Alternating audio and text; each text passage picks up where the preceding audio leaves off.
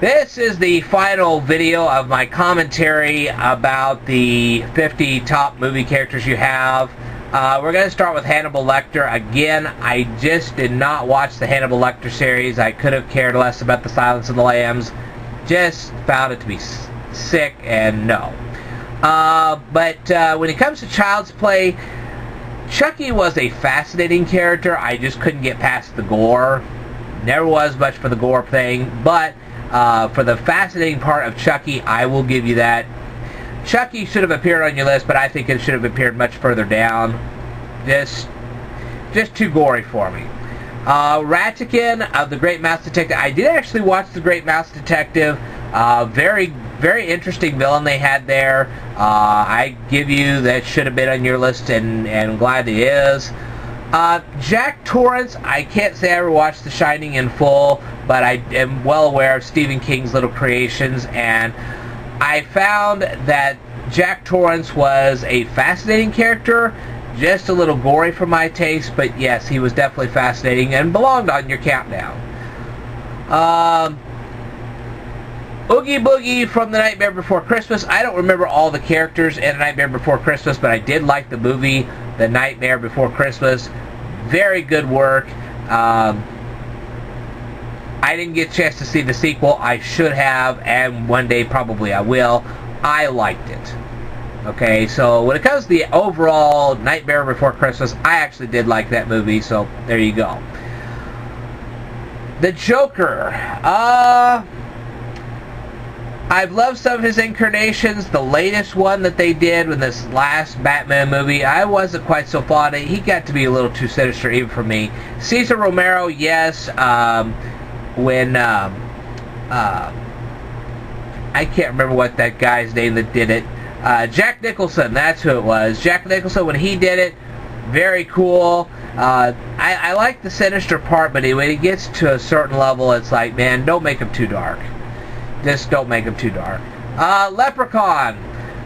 Did not like Leprechaun at all. A totally gory and useless character to me. Just, I've seen Leprechaun and Leprechaun 2, and that was enough for me. So, yeah. I wouldn't even put him on my list at all. So, there you go. The Emperor's New Groove. One of the bad things is I didn't watch that movie either. But I would like to, honestly, I after seeing enough previews of it, I would like to see The Emperor's New Groove, so yeah. Definitely belonged on your list. I find Disney movies cool, but I'm so much into sci-fi that it's hard for me to relate to them. I've said that before, and I'm saying it again.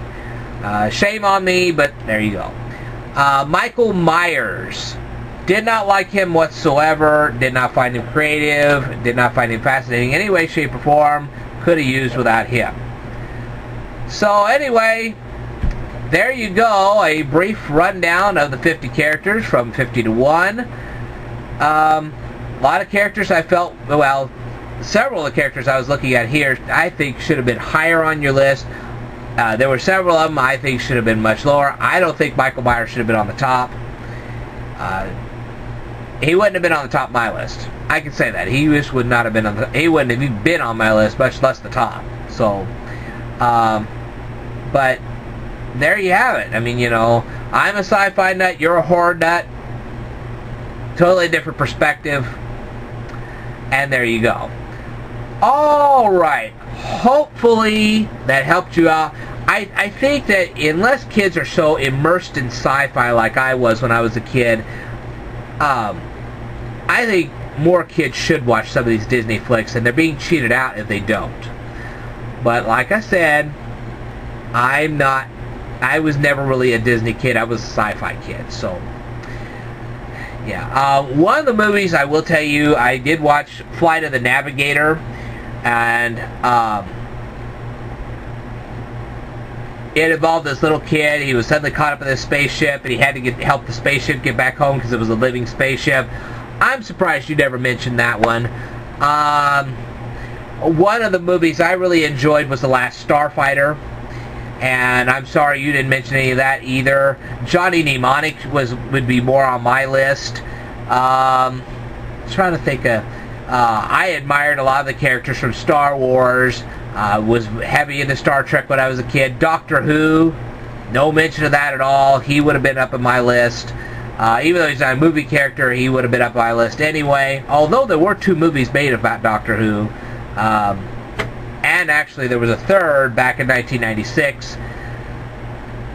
But as you can see, I was heavily immersed in sci-fi. Flash Gordon, not even a mention of that either. And I kind of liked Flash Gordon. Both the movie and the recent sci-fi series, I was kind of intrigued by that. V, I found there were several characters on V that I really liked. Not the new one so much, but the old one, the original V. Knight Rider. I know that's not a movie, but I would have gone for the Knight Rider, whatever. Just a lot of movies and TV shows that were very, very sci-fi that I would have gone for that you didn't.